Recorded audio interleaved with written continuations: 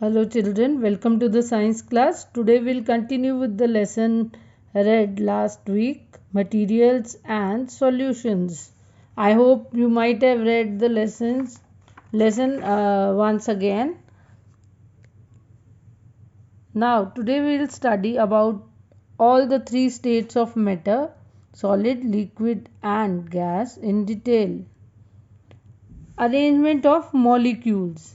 Children, this is the arrangement of molecules in solids, this in liquids, and this in gases. Children, you might be able to see here. Here the molecules are tightly packed, and in liquids, little bit space is there between the molecules, and in gases, a lot of space is there between the molecules.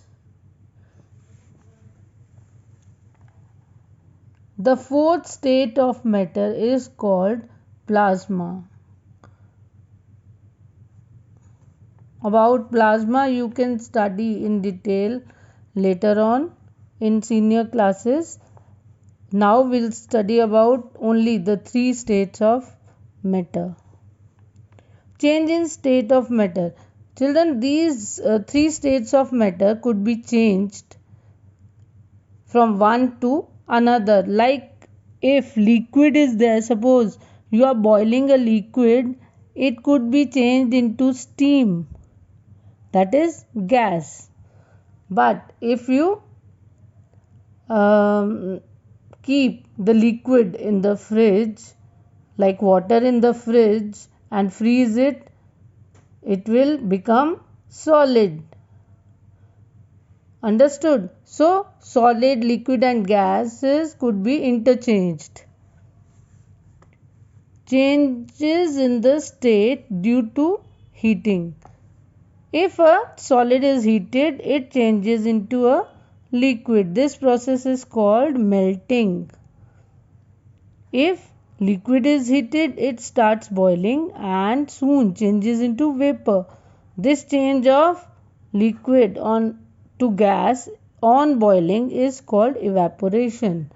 About evaporation and all you have studied in previous classes also. Here with diagram they have shown. Can you see? Here ice cubes are heated.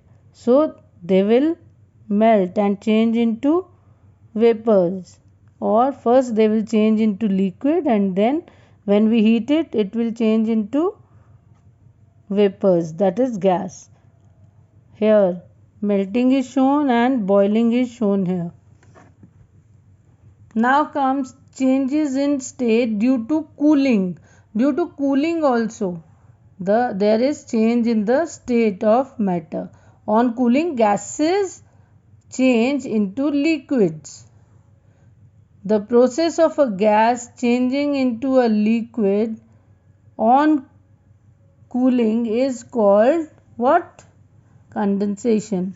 On cooling further, a liquid turns into a solid. This process is called freezing. All of you know about this.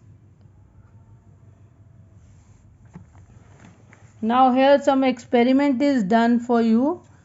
Take some ice cubes in a bowl. Place the bowl on a table. The solid ice cubes melt and change into water. Ask your mother to heat this water over a gas burner. You will see the changes to vapor on boiling. Ask your mother to hold a steel plate above the vapors. The vapors change to drops of water on coming in contact with the cold plate.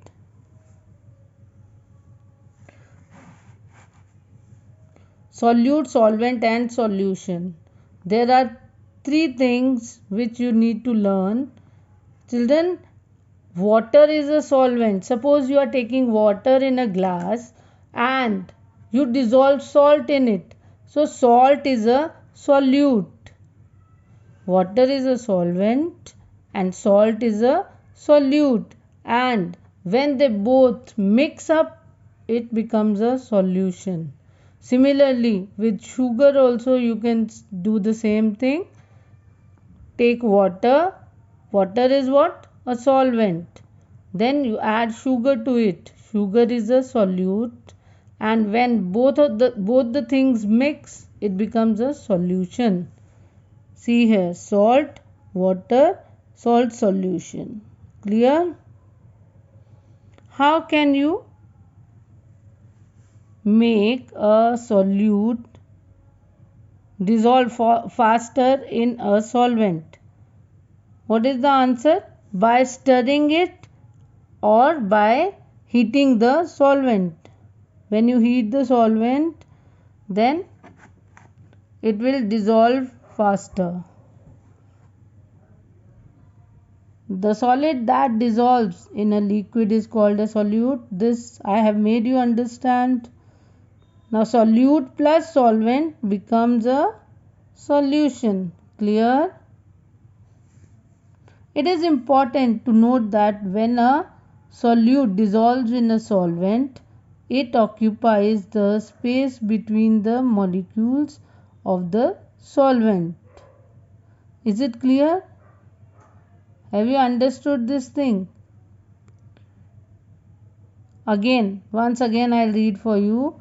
It is important to note that when a solute dissolves in a solvent, it occupies the space between the molecules of the solvent. There is some space in between the molecules, so the solute occupies that space. The volume of the solution formed remains the same as that of the solvent.